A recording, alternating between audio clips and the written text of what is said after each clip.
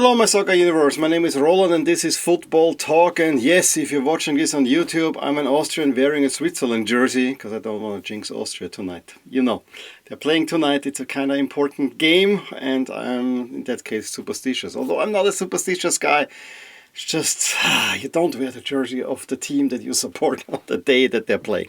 I'm crazy like that, but hey, let's do it. On the other side, I'm really positive about Austria's chances. They had a marvelous performance against San Marino, and it's really weird to say that, but it was a record-breaking performance and makes me actually feel quite good. And yes, they have not two tricky away games, but it's a group that Austria just have to win.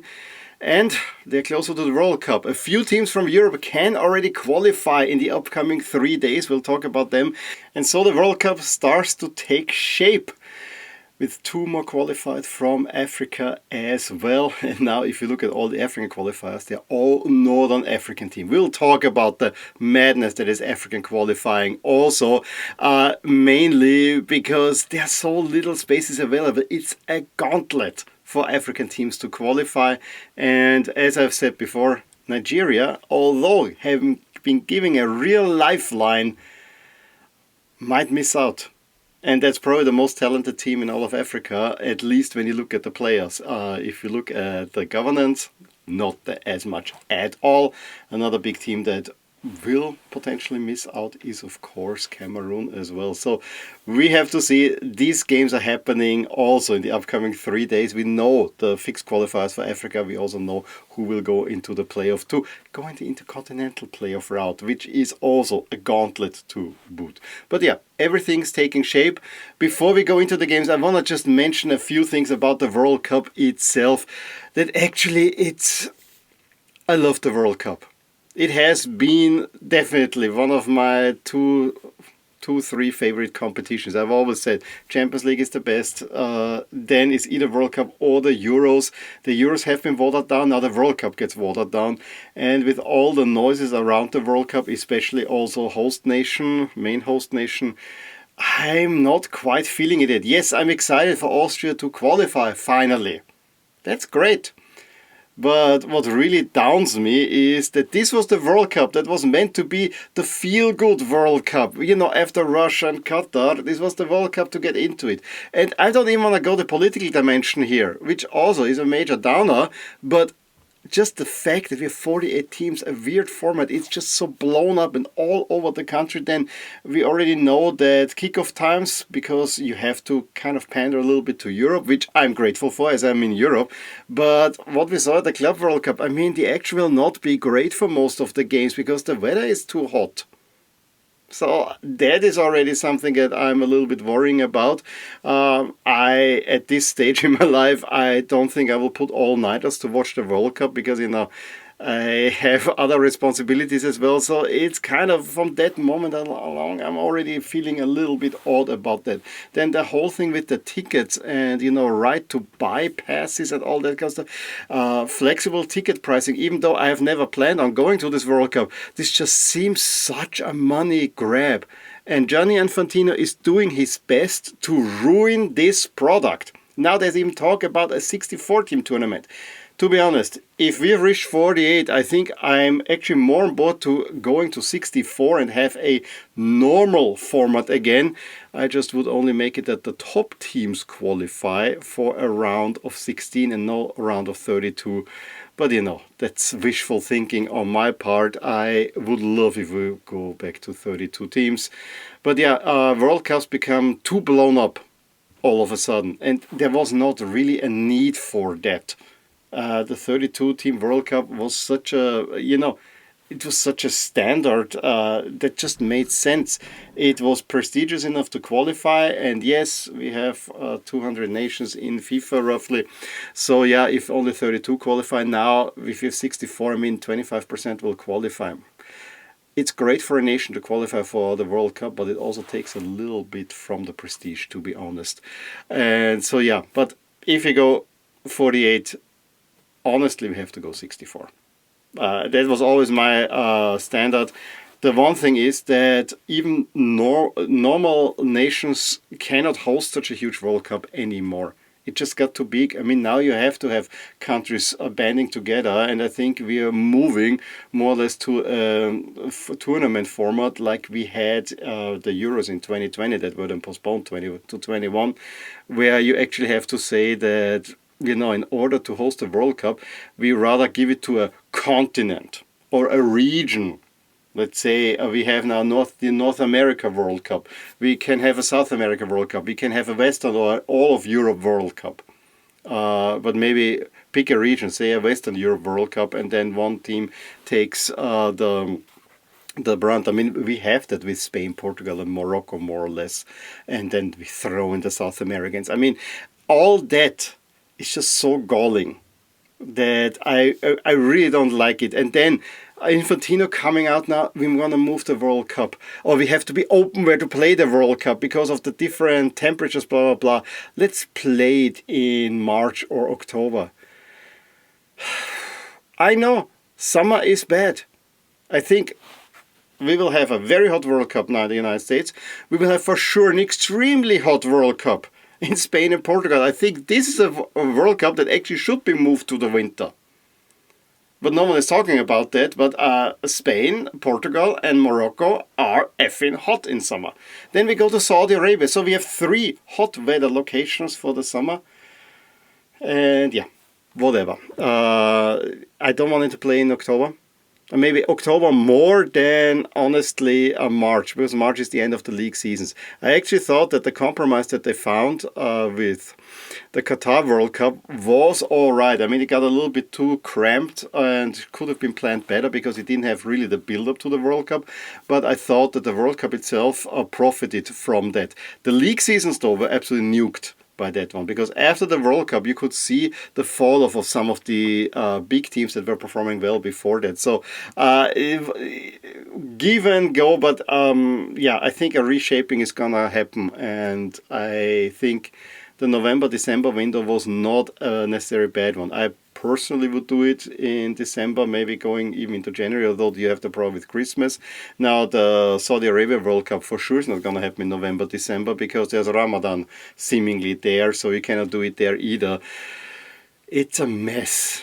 It's an absolute mess, but and coming from a skiing nation, let's say the Skiing Federation is super happy if there is a World Cup being played during their main season, which is getting shorter and shorter due to climate change as well. A whole lot of preamble already for this World Cup. Now, I want to go through first European qualifying and then we go to the World, because it's frankly a little bit more exciting in Europe. Pretty much all is decided already. I mean, there's 1, maybe 2 slightly open groups, but you already know where this is going. And like I did it in my preview for this window, I actually want to go group by group. I think this is a happy medium by having some order in there, but also being able to talk about the games. So we'll start Group A, which is one of the ones that is really, really open. It was thrown up wide open with Germany beating Luxembourg 4-0, and all the German outlets said, yeah, finally we saw a good German performance, but it was Luxembourg. It was Luxembourg. Don't get overly excited. But I think more importantly, Northern Ireland beat Slovakia 2-0 at home. And so Slovakia, after having this great start against Germany, are now sitting only in 3rd place with Northern Ireland in 2nd, all on 6 points and all to play for. And Slovakia suddenly is trending down again, which is really, really disappointing. Although I knew going to Northern Ireland is never gonna get easy. But yeah, Slovakia still have to go to Germany, but they will host Luxembourg and Northern Ireland. So let's see about that, but Germany should qualify from that group. As I'm wearing Switzerland in Group B, we had Switzerland absolutely dominant performance at Sweden overall, especially in the second half. But I also have to say that Bergwall missed an open net. He had such a great pass from Isak, open net, and he stumbles over the ball. He could have pulled it over the line there, but as soon as then penalty was converted, there was only one winner, and then Switzerland ended up winning 2-0 and were good for that win. Switzerland is a scary team at the moment. I have to say, ever since the last Euros, Switzerland have leveled up. I count them now among the top nations that are not France, England or Spain. Switzerland is a juggernaut, and that is something that I honestly never really saw coming, but they're doing a really great job, and the Swiss team is one that actually is a joy to watch honestly, as well. They are the clear favorites, and I think with a win in the next round, they're also through already to the World Cup. I mean, results have to go their way a little bit, so Kosovo shouldn't win, which they probably won't, as Kosovo is playing in Sweden and Switzerland have to win in Slovenia. But I honestly think it looks really, really good for Switzerland. They are within epsilon of qualifying already, have not even conceded a goal. Another really interesting group is the Group C, where we have now level on points up top Denmark and Scotland. Denmark got the big win in Belarus, so they got the plus now on the goal difference.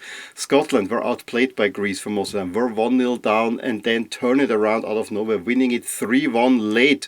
Huge win for Scotland. This absolutely boosts their chances, whereas Greece now have two debilitating defeats. I mean, first against Denmark at home and now at Scotland, where you actually were the better team. Yes, you still have a home game against Scotland and so on, but it looks really, really dour for Greece at the moment. It's between Denmark and Scotland. It's even to the point that if Denmark beat Greece in their home game, then in Scotland win against Belarus, which you would expect also a home game, then it's already done for the Greeks. But on the other side, you know, I hear that especially from Scots and Andy, and I actually agree with my friend Andy here, who said, you know, I actually hope that Greece does something against Denmark, because the playoff is not the goal. The goal is the World Cup, and I would say so too. If I was a Scotland fan, I would be hoping that Denmark drop points and Scotland win and are then in the driver's seat to actually win this group. And I'm still not convinced by this Denmark side, although the last two games by Denmark were actually quite good, also has to be said. The next three groups are more or less already decided, although yes, all teams could qualify already in the upcoming days, but it probably will not happen. Let's start. France got a relatively easy 3-0 home win against Azerbaijan. Yes, it was always clear that the class of France will shine through, whereas Ukraine got a pretty big 5-3 away win. That is a crazy game. 5-3 away win at Iceland. And so France are in control of this group. Should Ukraine not win their home game against Azerbaijan and France win in Iceland, France are already through in the next round. Similar scenario, though I think Spain will need a little bit more. Spain beat Georgia with a B squad, if you like, 2-0 at home, very, very dominant. Whereas Turkey had early troubles against Bulgaria. I mean, Bulgaria did equalize, however, early in the second half, Bulgaria produced an absolute crazy own goal, and that sent the game then in Turkey's way. They doubled it up very quickly and ended up 6-1 winners. So, should Turkey drop points and should Spain win? Spain are through. Otherwise, I think this will go a little bit longer, but I think we all know that Spain is going to qualify from that one. I mean, they beat Turkey already 6-0. So I think with two more wins and Spain is already through to the World Cup, I would argue superior goal difference. Similar story for Portugal, who got a very late home win over Ireland. Ronaldo's penalty got saved by Quinn Kelleher, who really was the hero of that game. But then it's Ruben Neves who scores the winner very, very late in stoppage time. Portugal really trying, but having a real hard time breaking down Ireland. But they get the third win in the third game, whereas Hungary also get their win 2-0 over Armenia. However, you know, we have now the upcoming round. Portugal hosting Hungary. Should they win, it's all done. Portugal are through to the World Cup. So as I said, those three groups more or less decided. And so, let's get to something a little bit more exciting. The group with the Dutch and Poland. Netherlands get a 4-0 away win at Malta, the expected one. So they are now top of their group and Poland is 3 points behind. So, I mean, it looks good for the Dutch already. Poland will need a miracle like a win against the Netherlands and then also need to make up goal difference. And this is another thing. I think we see now that goal difference is not a great tiebreaker because teams tend to run up the scores. And we'll talk about running up the score very, very soon. And I don't think this is what should actually matter. I think head-to-head is a much better metric there. UEFA is doing it right, FIFA is doing it wrong, but it's simpler, I would say. Other than that, we had Finland beating Lithuania 2-1. They stayed just about in the running, but I think it's between the Dutch and Poland. The Netherlands will most likely go through. Something I also want to say for Austria. I mean, they had a perfect day. Beating San Marino 10-0 at home. It's the biggest ever win for Austria. Austria never scored double digits in a game. That's the first thing. Then every outfield starting player either had a goal or assist, so it was absolutely a team effort. And Marko Nautovic, for the first time, scores more than 2 goals in a match, and it's actually 4 goals, and now he's the top scorer for Austria in history. Yes, he has more games than Toni Polster, which Toni Polster was very happy to point out all the time. Sore loser, I gotta say. But Marko Nautovic really, really deserved the one. It was really emotional, especially when he scored the 9th and the 10th goal. Everyone was actually on his side. We also had Nicky Wurmbrand from Rapid making his debut and within 4 minutes scoring his first goal for Austria. He's not the fastest to score for Austria, but also rather remarkable there.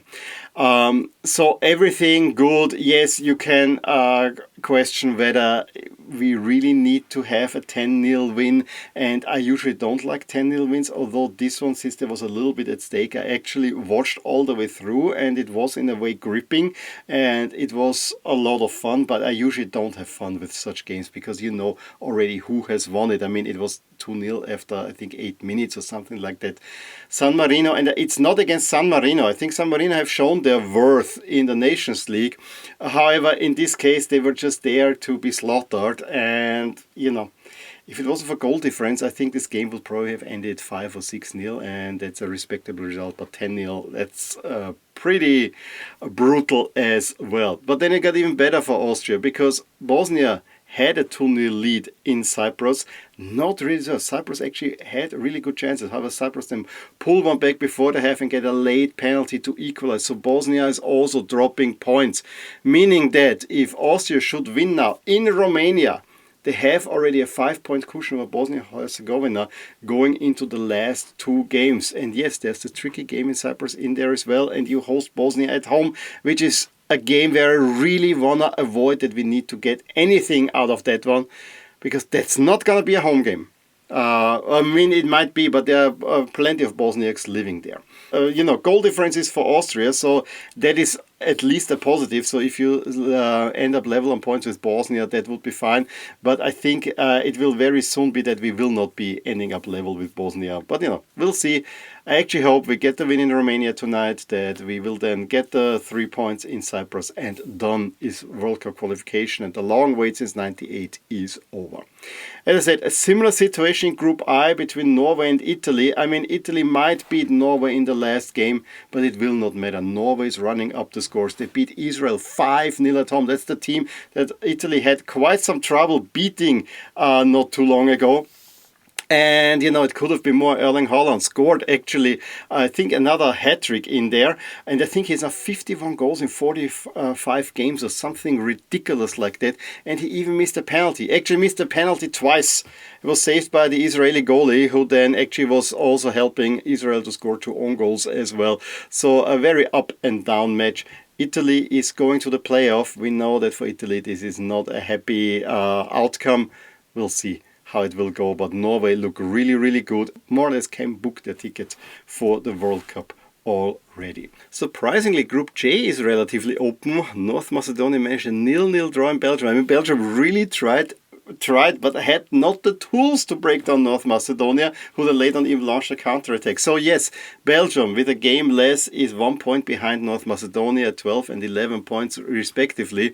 However, Belgium win their game in hand, and they might actually move above. But this is also good news for Wales, who were not playing, because they are 1 point behind Belgium. But, you know, it's all within grasp, and I think they're still... Are they still hosting Belgium? I think they're still hosting Belgium as well. So, you know, Belgium is probably, like Germany, one of the shakier candidates. Group K could already be done, because Albania beat Serbia away from home.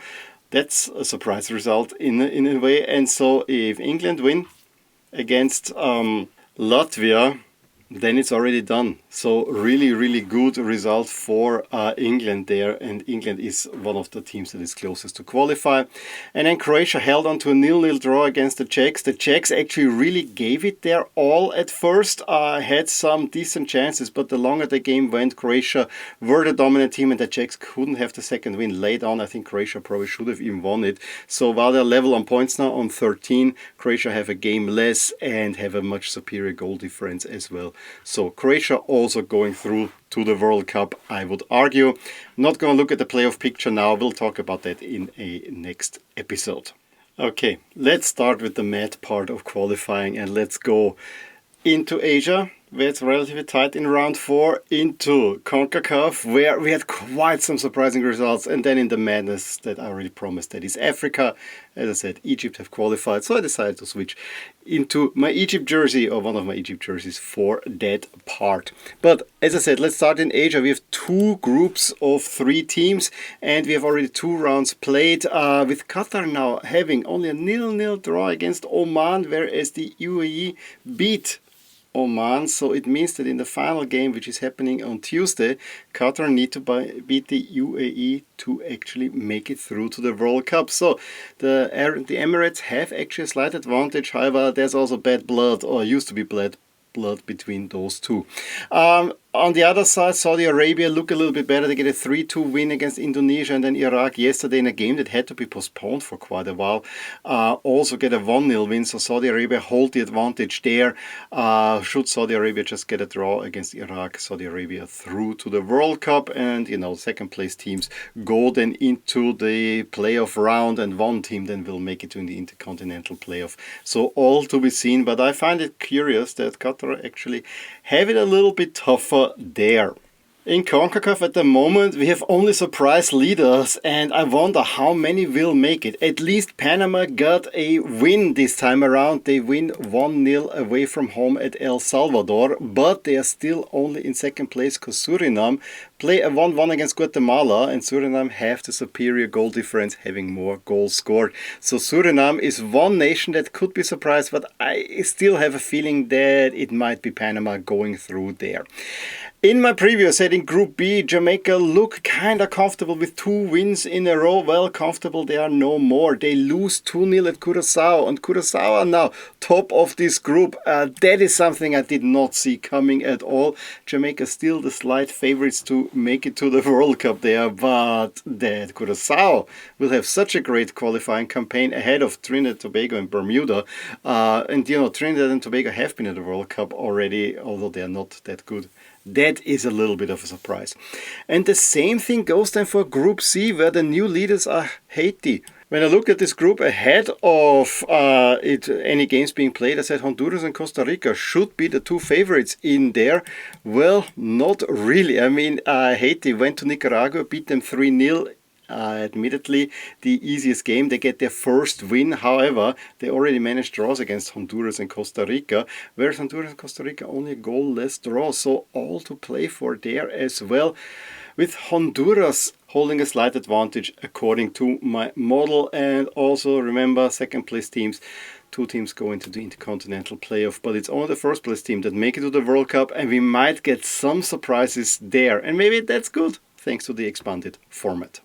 Okay, and now let's go to Africa again, group by group rundown. Egypt are through. Early goals by Adel and Salah, who then doubles up his tally late on. See Egypt move on. Burkina Faso also get the away win at Sierra Leone. They are in a decent position of qualifying for the playoff, having already 18 points. However, this is it's very complicated in Africa as well. Senegal are technically not yet qualified. However, they lead the group with a 2-point cushion over the DRC. They get a 5-0 away win against South Sudan with Sarr, Mané, Jackson, Dye all scoring. And the DRC get a 1-0 away win through an early Bakambu goal at Togo. So both of them are in the running, and the DRC actually looking good for a playoff spot as well, even if they will not make it to the World Cup. In their final games, the DRC face Sudan at home. Sudan team that is already in 3rd place does not have much to play for. And Senegal meet neighbors Mauritania. They will get the win there. So I think DRC will go into the playoffs. Senegal will qualify for the World Cup. And now the absolute madness that is Group C. I didn't know, and I learned this now. Actually, the game between Zimbabwe and South Africa was played in Durban, in South Africa, because they don't have a suitable stadium for such a huge clash in Zimbabwe. So, rather curious. And South Africa only managed a 0-0 draw, which puts them in jeopardy, because Benin get the 1-0 away win at Rwanda. with Ayagun scoring the 80th minute, and Nigeria stay in the running as well, getting a 2-1 away win at Lesotho. This was also another game played in South Africa, of all places. Also crazy. I mean, Nigeria had a 2-0 lead through Trostekong and Adams, but Kalake pulled one back. There was a goalie mistake in there. It was nervy. However, Nigeria's just about stay in the running, and that sets up a massive last day. South Africa play Rwanda at home. They need to win, because if they don't win, they're for sure not gonna make it. Whereas Nigeria are hosting Benin. And here, Benin, a draw is most likely enough, unless South Africa run up the score against Rwanda. Should Nigeria win, then you need to hope that South Africa will not win against Rwanda. And they also need to beat Benin, at least by a 2-goal margin, to actually make sure that goal difference is also going to their favor. What's even crazier is, I mean, Benin is a small nation, never been at a World Cup. They hold the cards in a way. But going to Nigeria is also rather tough.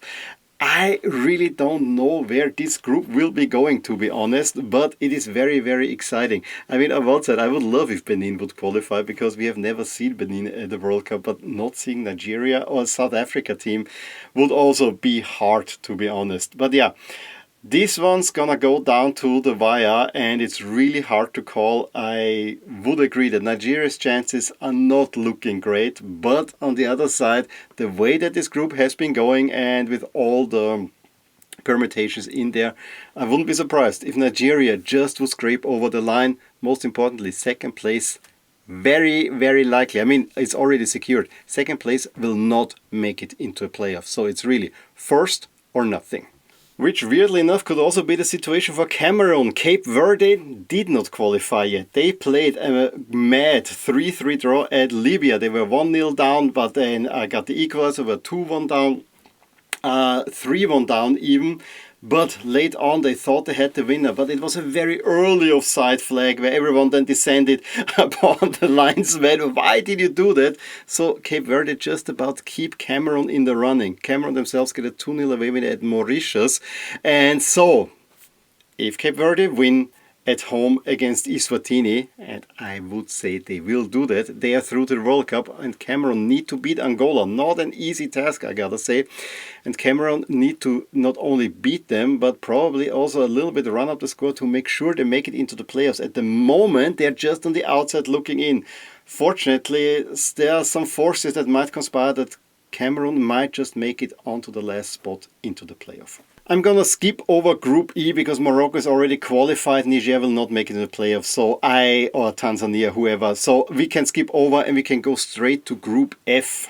And in that group, the Côte d'Ivoire got a massive 7-0 away win at the Seychelles, so good for goal difference, having now a point cushion over Gabon. But the win for Gabon against Gambia, or the Gambia I actually say, was a really crazy one. Aubameyang scored 4 goals. He scored the go-ahead goal, he then equalized.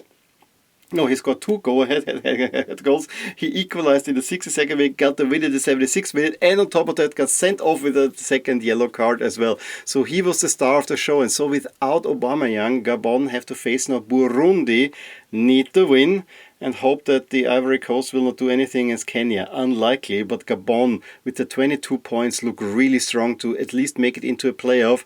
However, playoff, as we said, this is a long way then to make it to the World Cup, so does not look honestly very promising probably for Gabon, whereas the Ivory Coast just about will go through, and they still have yet to concede a goal.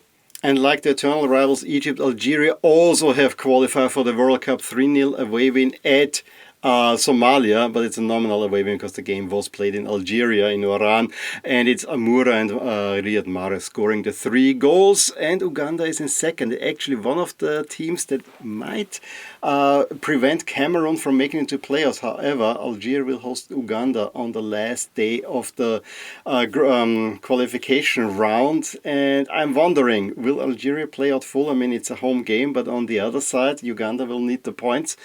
that is interesting. Cameroon definitely will have an eye on that one. We don't need to look much at Group H. I don't think that any of the second place team will make it into the playoffs. Tunisia already qualified. I should mention one little thing though, that Equatorial Guinea did not travel to Malawi because the travel arrangements by the federation were in such a way that they would have to change in the plane and walk out on the field. And since they've already been hit with 2 verdicts against them for featuring Zue, who was not eligible to play, they basically said, now we're gonna skip that one. So I would expect this to be a 3-0 win for Malawi. But as I said, this is just a little wrinkle into the craziness that is Africa. But let's go to Group I, where Ghana also look really good. I mean, technically they're not yet qualified. However, their goal difference is superior over Madagascar. So it seems like the Black Stars are also through. They get a 5-0 away win at the Central African Republic. Madagascar 2-1 away at Comoros. And now Ghana will host Comoros. They will get another win. So Ghana will be through. Madagascar will be hoping for the playoff, where they actually look quite good. And so this ends our little crazy journey throughout the world. As I said, the World Cup is taking shape, and that is exciting. And I'm very much looking forward to today. I really have to see where I can watch the African qualifiers. That Group C really has me gripped in many ways. So really looking forward to that one. And yeah, let's see.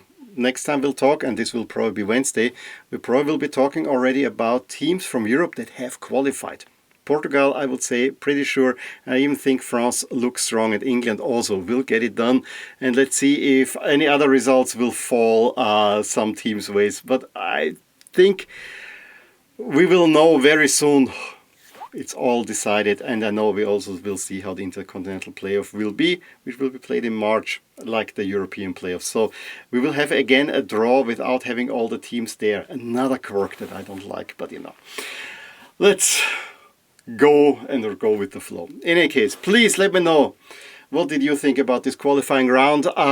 Give me any updates that I have missed. I did most of this now from memory without much preparation, because I find it a little bit easier to do this. It flows a little bit easier for me. But you know, I've seen quite a few matches, but they were all European ones. In any case, if you enjoyed this episode, please leave me a nice review. Tell a friend that this podcast and this YouTube channel actually exists, so we can grow the community. I would also be happy for a thumbs up, or, as I said, a nice review. But one thing is for certain, I will talk to you soon with more things in my soccer universe. Bye!